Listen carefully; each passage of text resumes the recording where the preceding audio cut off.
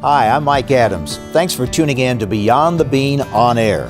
On this episode, we'll look at the importance of animal agriculture to soybean farmers and the U.S. economy in general, the growing demand for soy and aquaculture, and the latest soy-fed meat export numbers.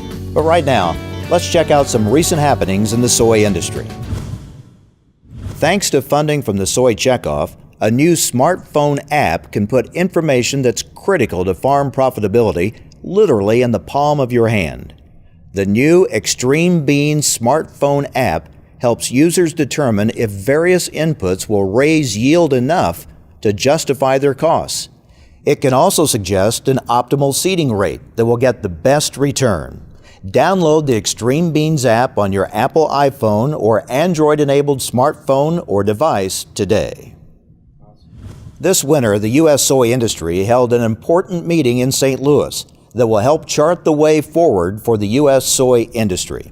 At Connections 2012, a biennial event hosted by the Soy Checkoff, participants identified potential game-changing issues in the Checkoff's 4 target areas: soy meal, soy oil, freedom to operate, and customer focus. U.S. soybean farmers can now apply for the United Soybean Board's See for Yourself program for 2013. The annual program selects 10 applicants to see firsthand how the soybeans they grow are used at home and abroad. The program is offered at no cost to the participating farmers. Interested soybean farmers can apply through March 30th at unitedsoybean.org. Even with all the many uses for U.S. soy, animal agriculture remains the #1 customer for U.S. soy. A new study documents just how important animal ag is to the nation as a whole, while sounding a warning about possible threats to this critically important sector. A study prepared for the United Soybean Board shows in 2011, animal agriculture supported 1.7 million American jobs and created $333 billion in total economic output. It also found that animal ag consumed nearly 30 million tons of soy meal, which came from 1.27 billion bushels of U.S. soybeans. That makes animal agriculture U.S. soy's largest customer by far, and explains why USB views the success of animal ag as critical to the success of American soybean farmers. It's very important that we make sure that the livestock industry, our end customers in this state, have the type of product, quality-wise and quantity-wise, that they need to help produce these livestock. And we want to make sure that we can keep producing the livestock in this part of the world, because if we can't do it here, where else can you do it? Rising feed prices and costs related to environmental and animal welfare regulations are just 2 factors that could significantly impact the practices involved with raising poultry, livestock, and fish, the report says. For Beyond the Bean on Air, I'm Greg Withers. Aquaculture, the farm production of fish, is a growing customer for U.S. soy. As part of the Soy Checkoff's efforts to help this important customer thrive, representatives of USB attended a global aquaculture conference in Bangkok recently to learn about the opportunities and challenges in the aquaculture sector today. As consumer appetite grows for seafood, so do the opportunities for using U.S. soy meal to feed these farm-raised fish. Traditionally, fish farmers have used fish meal as a source of protein and feed, but fish meal has become more expensive and less sustainable. Therefore, fish farmers have increasingly turned to U.S. soy as a good protein replacement for fish meal in the rations for many species. That poses both challenges and opportunities for U.S. soybean farmers. Hog feed or chicken feed, you can make a general formulation and it fits most everybody. Where it's obvious with the fish feed, the species is so determined on what they need.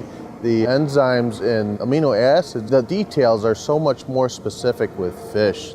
During a recent global aquaculture conference in Bangkok, participants identified the top issues facing aquaculture as health management, environmental concerns, investment capital, feed, market, and labor challenges. These challenges have slowed the growth of global aquaculture. Global economic slowdowns have also had a direct negative impact on consumer seafood spending. For Beyond the Bean on Air, I'm Nicole Krause reporting. High global demand for meat produced by American farmers is good for all sectors of agriculture, including soybean farmers. Let's take a look at the latest figures on global U.S. pork and beef exports.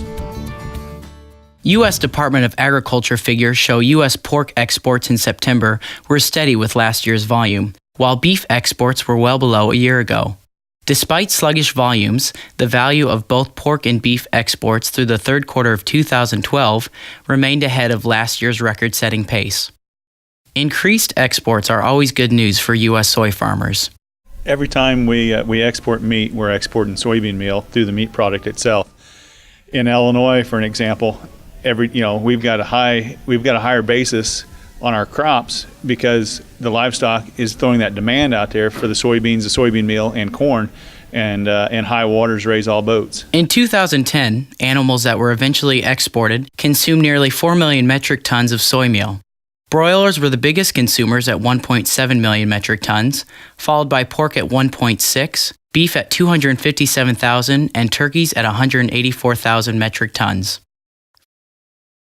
For January through September 2012, pork exports were up 2% in volume at 1.66 million metric tons, and up 6% in value to $4.6 billion. Despite January through September beef export volume being down 12% to approximately 850,000 metric tons, export value totaled $4.1 billion, up 2% from last year's record pace. This has already exceeded the 2010 full calendar year total of $4 billion. For Beyond the Bean on Air, I'm Paul Spooner reporting. That's our report for this edition. Here's to a safe and profitable 2013.